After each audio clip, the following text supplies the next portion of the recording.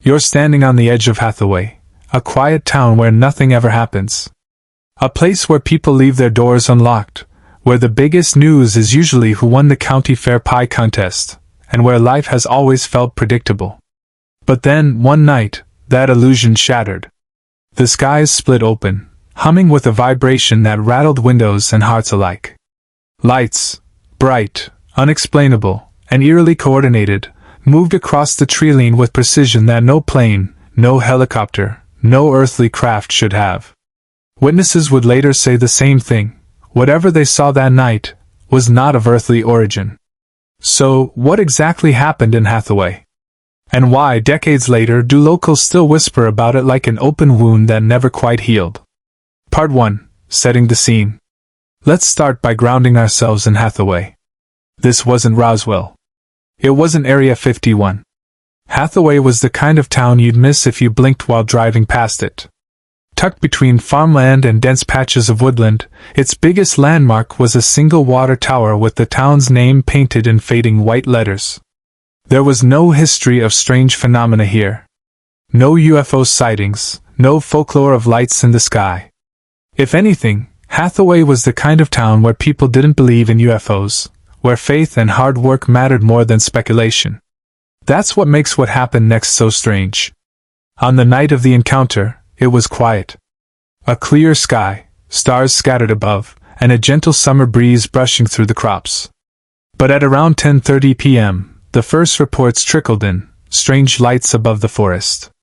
At first, people thought it might be a plane. Maybe a military drill. But when cars started stalling on rural roads, when dogs started howling, when radios filled with bursts of static, people realized something unusual, something impossible, was unfolding. Part 2. The Encounter.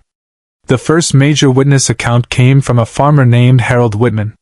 Harold was driving back from his brother's house when his truck suddenly lost power on a dirt road near the tree-line. His headlights flickered, his engine cut out, and the radio hissed with a burst of static. When he looked up, he saw it. A glowing object, hovering silently above the trees. Not spinning, not swaying like a helicopter, just still. Perfectly still. Harold later described it as metallic but seamless. No rivets, no wings, no exhaust. Just a smooth, almost liquid-like surface reflecting moonlight. And here's where it gets strange. He swore the object emitted no sound. It wasn't until a low humming vibration began to shake the ground beneath him that he realized it was making noise, but not in the way we understand it.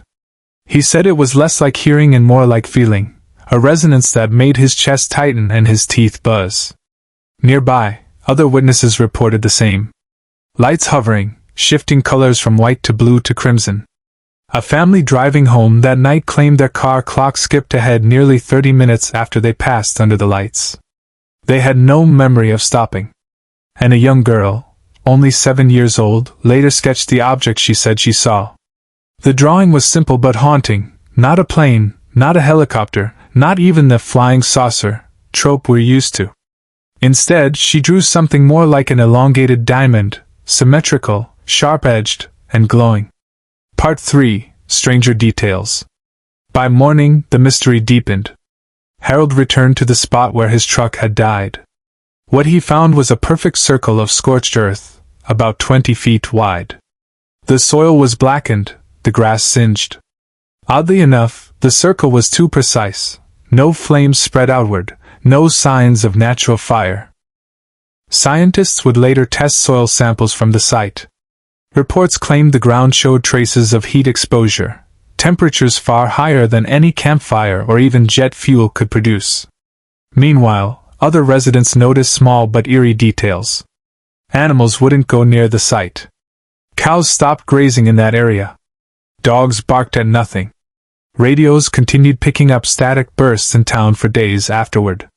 And perhaps strangest of all, multiple people complained of severe headaches and nosebleeds the night after the encounter. Coincidence? Or physical effects of proximity to whatever it was?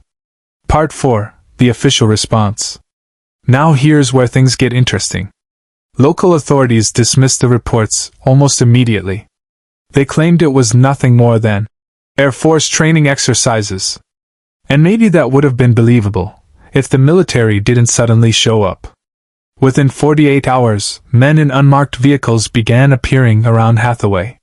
Witnesses reported strangers in dark suits knocking on doors, asking very pointed questions about what people saw, and in some cases, warning residents to forget what they witnessed.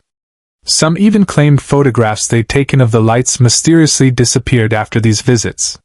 Does that sound familiar? Because it should. Stories of men in black appear in countless UFO encounters.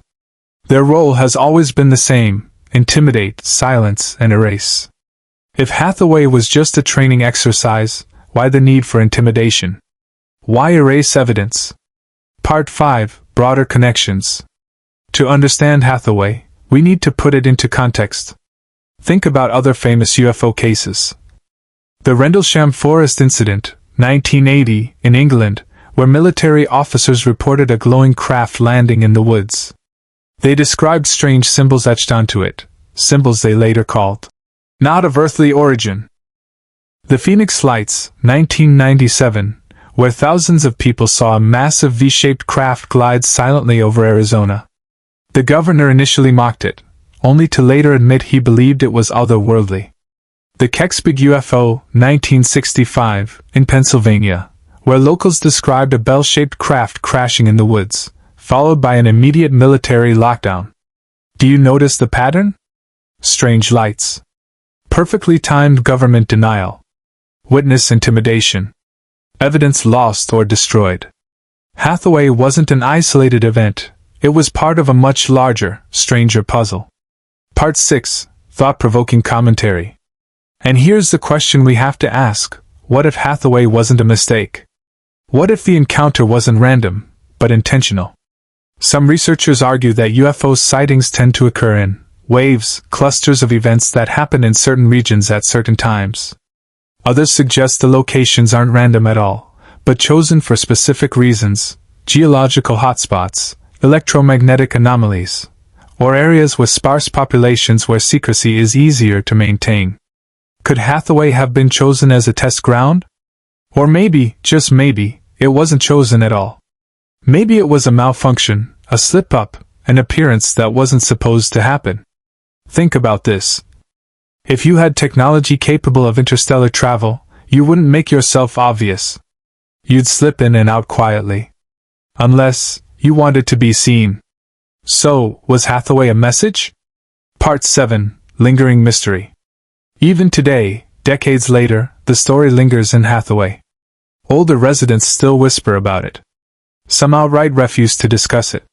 Younger generations grow up hearing half-remembered accounts at family gatherings, treating it like local folklore. But the truth is, no one has ever been able to explain it. No photographs survive. No official documents confirm it. All that remains are the stories too vivid, too consistent, too chilling to ignore. So here's the final question I'll leave you with. Was Hathaway visited by something beyond Earth? Or was it simply another case of humanity's secrets being hidden in plain sight? What do you think? If you lived in Hathaway that night, would you have trusted the official explanation, or would you believe your own eyes? Do you think UFOs are truly not of earthly origin?